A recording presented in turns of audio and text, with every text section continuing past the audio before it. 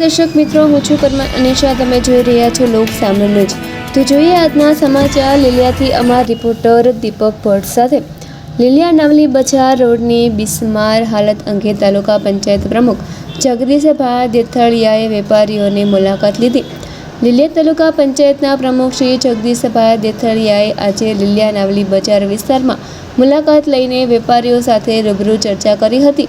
મુલાકાત દરમિયાન વેપારીઓએ રોડની અત્યંત બિસ્માર હાલત, ભૂગર્ભ ગટરના કામમાં થયેલી બેદરકારી અને તેના કારણે રોજિંદા ધંધા રોજગાર પર પડી રહેલી અસર અંગે પોતાની વ્યથા વ્યક્ત કરી હતી. વેપારીઓએ જણાવ્યું હતું કે ભૂગર્ભ ગટરનું કામ પૂર્ણ થયા બાદ પણ રોડનું યોગ્ય રીતે પુનઃનિર્માણ કરવામાં આવ્યું નથી. પરિણામે રસ્તા પર ખાડા, ધૂળ, કાદવ અને અવરજવરમાં ભારે મુશ્કેલીઓ ઊભી થઈ રહી છે. આ સ્થિતિના કારણે વેપાર ધંધા પર પણ નકારાત્મક અસર પડી રહી હોવાનું તેમણે જણાવ્યું હતું.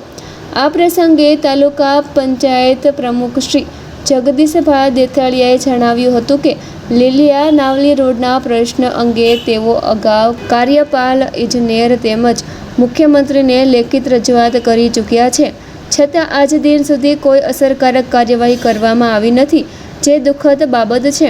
તેમણે જણાવ્યું હતું કે સ્થાનિક વેપારીઓ અને નાગરિકોની સમસ્યાઓને ધ્યાનમાં રાખી તાત્કાલિક ધોરણે રોડનું યોગ્ય સમારકામ તથા ગટરના કામમાં થયેલી ખામીઓનું નિરાકરણ લાવવામાં આવે તેવી તેમની માંગ છે. હલો, મારું નામ સબીલાસ પી વિઠાણી. હું એક નાનો સાનો સાસણનો વેપારી છું અને ઘરેથી દુકાને આવું છું, દુકાનેથી ઘરે જ આવું છું અને ગાડીમાં રસ્તામાં ખાડા નાવલીમાં એટલા બધા પીડ્યા છે કે હું પડી ગયો અને મને પગમાં પણ ઈજા થઈ છે અને મારી પરિસ્થિતિ કેવી થાય છે એ તમે જુઓ.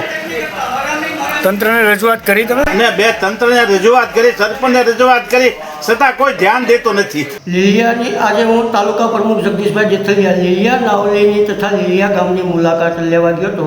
ત્યારે વેપારીઓને પણ બધા પ્રશ્ન જાણ્યા કે એની સમસ્યા શું છે, ગામજનોની પણ સમસ્યા જાણી તો એની સમસ્યા શું છે. બધાનો એક જ પ્રશ્ન છે, આ ગટર લીલિયા તાલુકાનો એવો માથાનો દુખાવો થયો છે.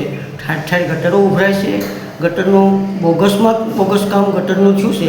ગટરની અવારનવાર મેં રજૂઆત કરી છે કાર્યપાલક એન્જિનિયરને, મુખ્યમંત્રીને પણ લેટર લખ્યો છે. આનો કોઈ કાર્યપાલક જવાબ નથી દેતો કે આનો કોઈ અધિકારી જવાબ નથી દેતો. આ ગટર રામ ભરોસે હાલે છે, રામ કોના ભરોસે હાલે છે તો અમને નથી ખબર, કેમ કે રામ મંદિરે લૂંટાઈ ગયું. આ ગટરનો અમે આવેદનપત્ર હમણાં હનુમાનજી દાદાને દેવા આવવાના છે કે અધિકારીઓ તો આવેદનપત્ર લઈ અને એક પર મૂકી દેશે. અધિકારીઓએ આ સરકારથી બી.